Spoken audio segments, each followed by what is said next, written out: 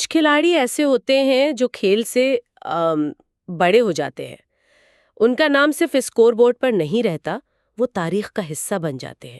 بالکل، ان کا اثر میدان سے باہر تک محسوس ہوتا ہے. آج ہم ایسے ہی ایک نام مہندر سنگھ دھونی اور ان کی چھوڑی ہوئی میراث پر گہرائی سے بات کریں گی. ہمارے پاس جو مواد ہے وہ دھونی کے پورے سفر کا احاطہ کرتا ہے، لیکن ہمارا مقصد صرف تعریف کرنا نہیں ہے. ہم یہ سمجھنا چاہتے ہیں کہ آخر وہ کیا چیز تھی جس نے رانچی کے ایک عام سے لڑکے کو کیپٹن کول بنا دیا، ایک لیجنڈ. جی، اور یہ صرف کرکٹ کے اعداد و شمار کی کہانی نہیں ہے، یہ بھارتی معاشرے میں آنے والی ایک تبدیلی کی کہانی بھی ہے. اس گفتگو میں ہم دھونی کی غیر روایتی سوچ، ان کی قیادت کے نفسیاتی پہلوؤں اور اس میراث کا تجزیہ کریں گے جو صرف ٹرافیوں سے کہیں زیادہ گہری ہے. تو سوال یہ ہے کہ کیا وہ صرف ایک عظیم کھلاڑی تھے یا ایک فینومینن تھے؟ یہی سوال ہے. تو آئیے اسی فینومینن کی جڑوں تک چلتے ہیں. کہانی شروع ہوتی ہے رانچی سے، جو اس وقت کرکٹ کا کوئی پاور ہاؤس نہیں سمجھا جاتا تھا. بالکل بھی نہیں. ان کے والد ایک پمپ آپریٹر تھے، اور دلچسپ بات یہ ہے کہ دھونی کا پہلا عشق تو کرکٹ تھا ہی نہیں، وہ تو فٹ بال کے دیوانے تھے، ایک گول کیپر. یہ بات بہت سے لوگ نہیں جانتے. اور یہیں سے کہانی میں وہ موڑ آتا ہے جو کسی فلمی سکرپٹ جیسا لگتا ہے نا. ان کے اسکول کوچ کیشو بینرجی نے انہیں گول کیپنگ کرتے دیکھا اور ان کے ہاتھ اور آنکھوں کے تال میل سے متاثر ہو کر انہیں وکٹ کیپنگ کرنے کا مشورہ دے دیا. صرف ایک چھوٹی سی آبزرویشن. سوچے، ایک کوچ کی ایک چھوٹی سی آبزرویشن نے بھارتی کرکٹ کا پورا نقشہ ہی بدل کر رکھ دیا. یہ کتنا حیران کن ہے. یہ صرف حیران کن نہیں، یہ بھارتی کرکٹ کے سماجک ڈھانچے کے لیے ایک بہت بڑا چیلنج تھا. اچھا، کس طرح سے؟ اس طرح سے کہ اس وقت تک پورا سسٹم میٹرو سینٹرک تھا. یعنی بڑے شہروں والا. جی بالکل. ممبئی، دہلی، بنگلور، سارا ٹیلنٹ وہیں سے آتا تھا، یا یوں سمجھیے کہ مانا جاتا تھا کہ وہیں سے آئے گا. ان شہروں میں کلب کلچر تھا، اکیڈمیاں تھیں، وسائل تھے. صحیح. دھونی کا عروج صرف ٹیلنٹ کی کہانی نہیں، یہ اس سسٹم کے خلاف ایک خاموش بغاوت تھی. آپ نے بہت اہم نقطہ اٹھایا. مطلب انہوں نے یہ ثابت کیا کہ ٹیلنٹ کو بڑے شہر کی مہر کی ضرورت نہیں ہے. بالکل. انہوں نے اس نظام کو توڑے بغیر اسے بائی پاس کیا. ان کی کامیابی نے یہ پیغام دیا کہ اگر آپ میں دم ہے تو آپ کا تعلق چاہے رانچی سے ہو یا کسی اور چھوٹے شہر سے، آپ کو موقع ملے گا. اس نے کرکٹ کے دروازے سب کے لیے کھول دیے. جی، اس ایک شخص نے کرکٹ کو حقیقی معنوں میں پورے ہندوستان کا کھیل بنا دیا. دھونی کی کہانی صرف کرکٹ کی نہیں بلکہ جدید ہندوستان کی امنگوں کی کہانی ہے. اور شاید یہی وجہ ہے کہ ان کی کپتانی میں بھی ایک غیر روایتی ٹھہراؤ نظر آتا تھا، جو بڑے شہروں کی اکیڈمیوں کی جارحانہ کرکٹ سے بالکل مختلف تھا. اسی لیے تو انہیں کیپٹن کول کہا جاتا تھا نا. جی، کیپٹن کول کا لقب ان پر بالکل فٹ بیٹھتا ہے. لیکن یہ صرف پرسکون رہنا نہیں تھا، یہ شدید دباؤ میں عقلی فیصلے کرنے کی غیر معمولی صلاحیت تھی. صحیح. ان کا دماغ اس وقت سب سے تیز چلتا تھا جب باقی سب کے ہاتھ پاؤں پھول رہے ہوتے تھے. وہ جذبات کو اپنے فیصلوں پر حاوی نہیں ہونے دیتے تھے. مجھے تو آج تک 2007 T20 ورلڈ کپ کا فائنل یاد ہے. آخری اوور پاکستان کو جیتنے کے لیے 13 رنز چاہیے اور مصباح الحق کریز پر طوفانی بیٹنگ کر رہے تھے. بہت ہی ٹینس لمحہ تھا. سب کو لگا کہ دھونی تجربہ کار ہربھجن سنگھ کو گیند دیں گے، لیکن انہوں نے گیند جوگندر شرما کو تھما دی، ایک ناتجربہ کار بالر کو. میں تو ٹی وی کے سامنے بیٹھی کانپ رہی تھی کہ یہ کیا فیصلہ ہے. آپ کے خیال میں اس فیصلے کے پیچھے کیا سوچ تھی؟ صرف جبلت یا کوئی گہری حکمت عملی؟ دیکھیں، یہ ایک بہترین مثال ہے. ظاہر تو یہ ایک جوا لگتا ہے، لیکن اس کے پیچھے گہری سوچ تھی.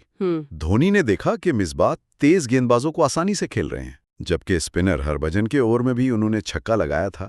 جوگندر شرما کی رفتار کم تھی، جس کا مطلب تھا کہ بلے باز کو شاٹ کے لیے خود طاقت پیدا کرنی پڑے گی.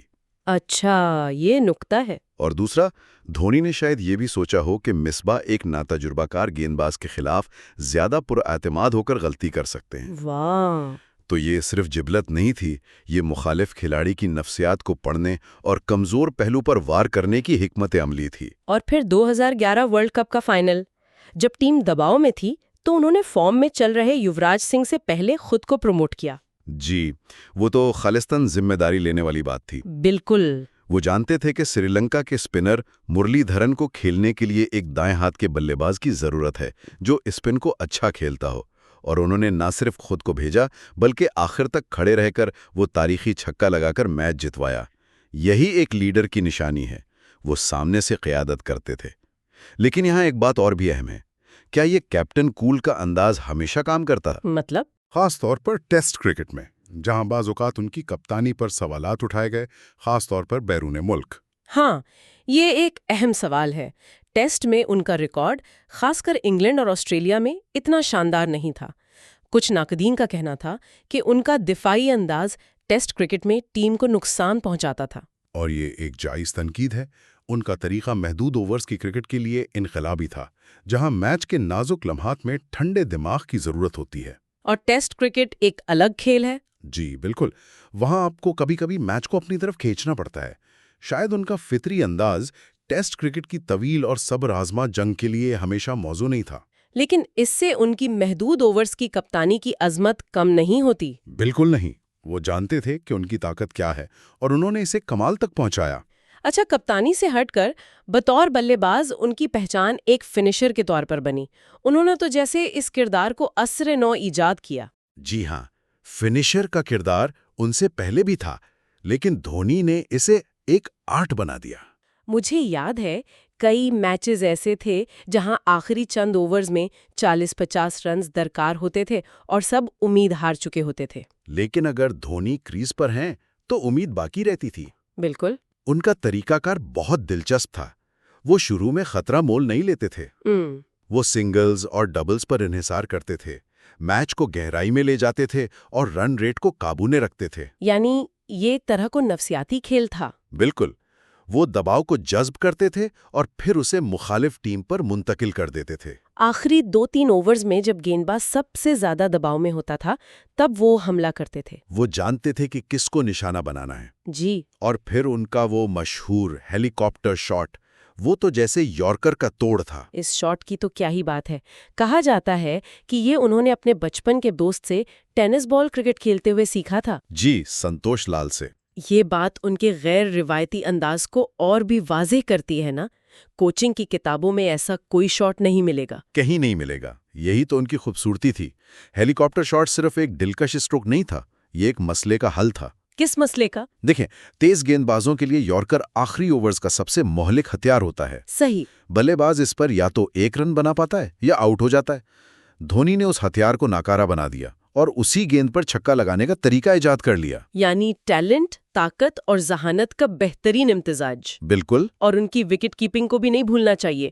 ان کی ٹیکنیک شاید روایتی نہ ہو لیکن ان کی پھرتی، خاص طور پر اسٹمپنگ۔ ہاں، وہ تو پلک جھپکتے میں بیلز اڑا دیتے تھے۔ ان کی وکٹ کیپنگ بھی ان کی شخصیت کی عکاس تھی، غیر روایتی لیکن انتہائی مؤثر۔ وہ گیند کو وکٹوں کے قریب پکڑتے تھے جس سے انہیں سٹمپ کرنے کے لیے 1 سیکنڈ کا کچھ حصہ اضافی مل جاتا تھا۔ اچھا۔ ان کے پاس شاید انگلش کیپرز جیسی سافٹ ہینڈز والی تکنیک نہ ہو، لیکن ان کی کھیل کو پڑھنے کی صلاحیت اور ان کے تیز ترین ریفلیکسز نے انہیں دنیا کے بہترین وکٹ کیپرز میں سے ایک بنا دیا۔ وہ صرف ایک وکٹ کیپر نہیں تھے، وہ وکٹوں کے پیچھے سے ایک اور کپتان تھے۔ کیا خوب کہا۔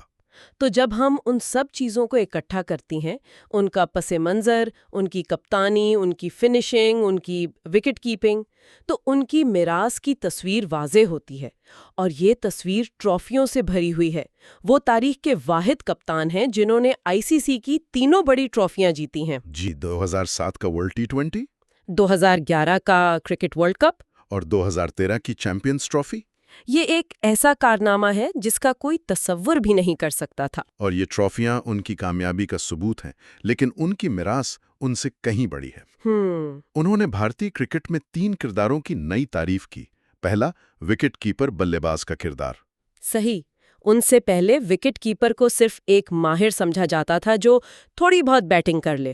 جی، دھونی نے ثابت کیا کہ وکٹ کیپر ٹیم کا سب سے خطرناک بلے باز اور کپتان بھی ہو سکتا ہے۔ آج ہم رشبھ پنت جیسے کھلاڑیوں کو دیکھتے ہیں تو اس میں دھونی کا اثر صاف نظر آتا ہے۔ اور دوسرا کردار؟ دوسرا کردار چھوٹے شہر سے آنے والے کھلاڑی کا ہے۔ انہوں نے یہ ثابت کیا کہ آپ کو کامیاب ہونے کے لیے کسی بڑے شہر کے سسٹم کا حصہ بننے کی ضرورت نہیں۔ اس نے بھارتی کرکٹ کی بنیاد کو وسیع کیا۔ جی، اور ٹیلنٹ پول کو کئی گنا بڑھا دیا۔ اور تیسرا، انہوں نے کپتانی کے تصور کو بدلا۔ جارحیت اور چیخنے چلانے کے بجائے ٹھنڈا دماغ۔ بالکل، انہوں نے دکھایا کہ ٹھنڈے دماغ، حکمت عملی اور نفسیاتی برتری سے بھی جنگیں جیتی جا سکتی ہیں۔ اور آئی پی ایل میں چنئی سپر کنگز کے ساتھ ان کا تعلق وہ تو ایک الگ ہی داستان ہے۔ جی، سی ایس کے اور دھونی کا رشتہ بھارتی کھیلوں کی تاریخ میں منفرد ہے۔ انہوں نے سی ایس کے کو صرف ایک ٹیم نہیں، ایک خاندان اور ایک سلطنت بنا دیا۔ بالکل، اس نے دکھایا کہ کس طرح ایک لیڈر، ایک شہر اور ایک ٹیم کی شناخت بن سکتا ہے۔ ان کی برانڈ ویلیو نے انہیں صرف ایک کرکٹر نہیں بلکہ ایک ثقافتی آئیکن بنا دیا۔ وہ کرکٹ کے میدان سے نکل کر اشتہارات، کاروبار، ہر جگہ چھا گئے۔ جی، ان کی کہانی جدید ابھرتے ہوئے ہندوستان کی امنگوں کی علامت بن گئی۔ تو آج ہم نے دیکھا کہ کیسے رانچی کا ایک لڑکا اپنی قابلیت، غیر روایتی سوچ اور ٹھنڈے دماغ سے دنیا پر چھا گیا۔ ایک ایسا کپتان جس نے اپنی ٹیم کو ہر بڑا اعزاز جتوایا، اور ایک ایسا فنشر جس کا کوئی ثانی نہیں۔ ان کی کہانی صرف اعداد و شمار اور ریکارڈز کی نہیں بلکہ امید اور خود اعتمادی کی ہے، اور روایت سے ہٹ کر سوچنے کی ہے۔ ہم نے ان کی کامیابیوں، ان کے طریقوں اور ان کی میراث پر بات کی، لیکن جاتے جاتے غور کرنے کے لیے ایک سوچ یہ ہے کہ آج کے دور میں جہاں میڈیا کی کڑی نظر ہر لمحے کھلاڑیوں پر ہوتی ہے، جہاں ہر فیصلے کا ڈیٹا اور تجزیے کی بنیاد پر پوسٹ مارٹم کیا جاتا ہے، اور جہاں سوشل میڈیا پر فوری رد عمل کا طوفان آ جاتا ہے، کیا کوئی دوسرا دھونی جو اپنی جبلت اور غیر روایتی انداز پر اتنا انحصار کرتا ہو، ابھر کر اسی طرح کامیاب ہو سکتا ہے؟ یہ بہت گہرا سوال ہے۔ یا وہ کرکٹ کی تاریخ کے ایک خاص وقت اور ماحول کی پیداوار تھے جب ایک فرد کی جبلت ڈیٹا سے زیادہ اہمیت رکھتی تھی؟